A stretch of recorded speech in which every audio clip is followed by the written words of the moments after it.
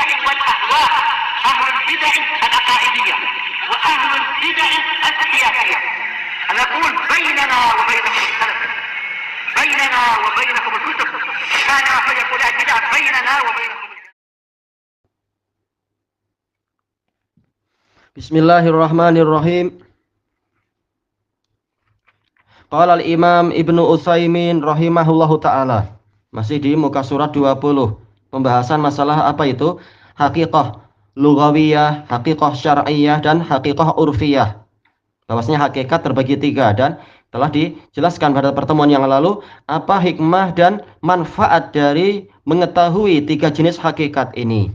Terutama kalau kita dijadikan sebagai hakim di antara tetangga yang berselisih mungkin, atau sebagai mufti di antara 2 orang yang mencari fatwa dan seterusnya misalkan. Baik. Dan juga dalam kehidupan sehari-hari. Qal faidatu ma'rifati taqsimil haqiqati ila salasati aqsam. Nah, sekarang beliau menyebutkan itu. Yaitu faidah mengetahui pembagian hakikat kepada 3 jenis. An-nahmila. Baik. Hamala yuhammilu an nuhammila kulla lafdhin ala ma'nahul haqiqi fi maudhi isti'malih. Hikmahnya dan faedahnya adalah kita membawa setiap lafaz kepada maknanya yang hakiki di tempat peletakannya, di tempat penggunaannya. Kalau sedang membahas masalah syariat dan memang itulah hukum asalnya, maka apa? Definisi syariat yang dipakai. Adapun kalau yang sedang membahas secara bahasa, maka apa yang terpandang adalah haqiqah lughawiyah. Kalau dalam dialog dengan masyarakat dan sebagainya, maka kita perlu mewaspadai haqiqah urfiyah. Kemudian beliau mengatakan di sini fa yuhmalu fi istimali ahli lughati 'alal haqiqatil lughawiyah. Maka dibawa di dalam penggunaan ahli lughah kepada hakikat lughawiyah. Wa fi istimali syar' 'alal haqiqati syar'iyyah, dan di dalam penggunaan syariat maka lafaz tadi dibawa kepada hakikat syar'iyyah. Wa fi istimali ahli al-'urf 'alal haqiqatil urfiyah, dan lafaz tadi di dalam penggunaan orang-orang tradisional atau di dalam tradisi masyarakat di suatu tempat, maka lafaz tadi dibawa kepada hakikat urfiyah. Nah, selesai pembahasan masalah haqiqah. Sekarang pembahasan yang kedua, yang mana ahlul bidah masuk melalui masalah ini, yaitu majaz. Dan Imam Ibnul Qayyim rahimahullahu ta'ala di dalam kitab beliau As-Sawa'iqul Mursalah menjadikan ini salah satu dari enam taghutnya ahlul bidah, yaitu dalil-dalil akan mereka runtuhkan dengan alasan, oh ini adalah majaz, ini sekedar gaya bahasa, yang betul sebenarnya bukan begini. Nah, dengan alasan itu sekian dalil mereka runtuhkan itu. Makanya ini adalah apa? Taghutnya ahlul bidah. Nah, dengan melalui pintu inilah orang-orang Mu'tazilah banyak merusak akidah kaum muslimin tanpa mereka sadari. Tapi karena ini disebut memang di dalam usul fikih dan juga disebut dalam kitab-kitab lughah, kita sekedar apa? Kita baca saja dan kita sekedar memahami apa yang diinginkan di situ, tanpa kita beriman kepada benarnya majaz ini, karena yang betul memang tidak benar. Majaz itu sesuatu yang keliru. As-sani wal majazu huwa al-lafdzul musta'malu fi ghairi ma wudi'alah. Yang namanya majaz adalah suatu lafaz yang dipergunakan di makna yang bukan untuk itulah lafaz itu diciptakan. Wudi'ah, diciptakan, diletakkan, dibuat. Contohnya apa? Mithlu asadin lirrajuli syuja'. Contohnya adalah singa untuk lelaki yang pemberani. Apa karakter majaz? Adalah ma yumkinu nafyuh, sesuatu yang mungkin untuk ditiadakan. Makanya kalau dikatakan lelaki yang pemberani dipanggil dengan singa, untuk kita mengetahui ini hakikat atau majaz, maka kita lihat, mungkin tidak untuk kita katakan tidak betul. Kita lihat, ada seorang laki-laki yang dia itu memang pemberani. Kita bilang kepada teman-teman kita, oh singa datang. Boleh nggak kita mengatakan, tak betul lah kalau dia itu singa? Mungkin nggak kita bilang gitu? Mungkin. Mungkin nyataannya dia manusia, dia bukan singa. Berarti apa? Ini sekedar majaz, sekedar apa? Isti'arah, yaitu meminjam istilah saja. Tayyib. Karena hakikatnya jelas dia bukan binatang itu, tapi dia manusia. Tapi kenapa dia itu dinamakan singa atau digelari dengan singa? Karena ada sisi kesamaan untuk dikiaskan. Apa itu? Asy-syaja'ah, yaitu keberaniannya. Tayyib. Cuma masalahnya sekarang, apakah boleh kenyataannya di dalam ilmu bahasa Arab dan juga dalam syariat pemberani itu dikatakan sebagai singa? Boleh. Cuma sebenarnya ini bukan majaz. Masalah boleh. Sebagaimana apa? Sebagian ulama dijuluki dengan apa? Asadus sunnah. Yaitu ulama siapa itu? Asad bin Musa rahimahullahu ta'ala. Karena memang beliau pemberani dan cinta sunnah dan tegas di atas sunnah. Dikatakan asadus sunnah. Tayyib. Sebagaimana juga apa? Hamzah bin Abdul Muttalib dijuluki sebagai Asadullah, singanya Allah. Tayyib. Ini boleh. Tapi apa? Ini istilahnya bukan majaz. Tapi ini istilahnya adalah isti'arah, sekedar meminjam istilah. Tayyib. Dan itu boleh, sekedar isti'arah di dalam bahasa Arab boleh meminjam lafadz. Karena ada kesamaan yang diinginkan. Tapi ini bukan majaz. Adapun istilah majaz ini adalah bid'ahnya orang-orang ahli kalam. Tujuannya apa? Untuk merusak syariat. Nanti insya Allah akan dibahas sepanjang perjalanan ini.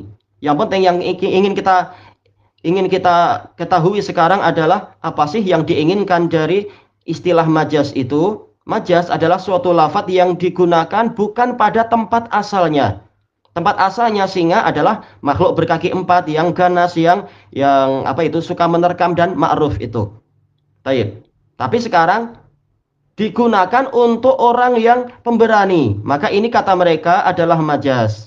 Kita katakan ini sebenarnya dalam bahasa Arab orang-orang kudama, para pendahulu zaman di masa lampau ini nggak ada dalam bahasa Arab yang namanya majaz, tapi sekedar isti'arah, sekedar meminjam saja.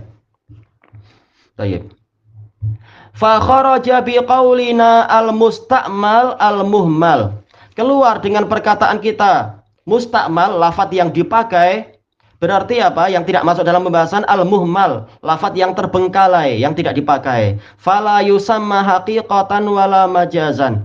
Maka lafadz yang tersia-sia, yang terbengkalai, yang tidak dipakai ini tidak dinamakan hakikat, juga tidak dinamakan sebagai majaz. Wa kharaja biqaulina fi ghairi ma wudi'alah al-haqiqah. Keluar dengan perkataan kita. Apa itu? Yaitu lafadz tadi digunakan bukan pada makna yang untuk itulah lafadz itu dibuat hakikah. Karena hakikat memang apa? Lafadz yang digunakan pada makna yang untuk itulah lafadz tadi diciptakan atau dibuat atau dibentuk. Ternyata sekarang lafadz itu dipakai untuk makna yang lain. Nah, inilah yang kata mereka istilahnya adalah majaz. Qal wala yajuzu hamlul lafzi ala majazihi illa bidalilin sahihin yamna'u min iradatil haqiqah. Dan ini betul kata-kata ini. Tidak boleh membawa lafadz kepada majaznya kecuali dengan dalil yang benar, yang menghalangi untuk apa? Diinginkannya hakikat di situ. Dan inilah yang dimaksudkan dengan apa? Asal dari lafadz dan asal dari kalimat adalah dibawa kepada makna zahirnya. Tidak boleh dia itu ditakwil kecuali apa? Adanya dalil yang sahih yang menghalangi asal makna tadi, menghalangi apa? Diinginkannya makna tadi. Baik, wa huwa ma yusamma fi ilmil bayan bil qarinah. Dan inilah yang dinamakan dalam ilmu bayan sebagai qarinah, dalil sahih yang memalingkan kepada makna yang lain, dalil sahih yang menghalangi diinginkannya makna hakiki, itu dinamakan sebagai qarinah, faktor penyerta. Baik, seperti tadi itu, yaitu apa? Masalah asad untuk lelaki yang pemberani.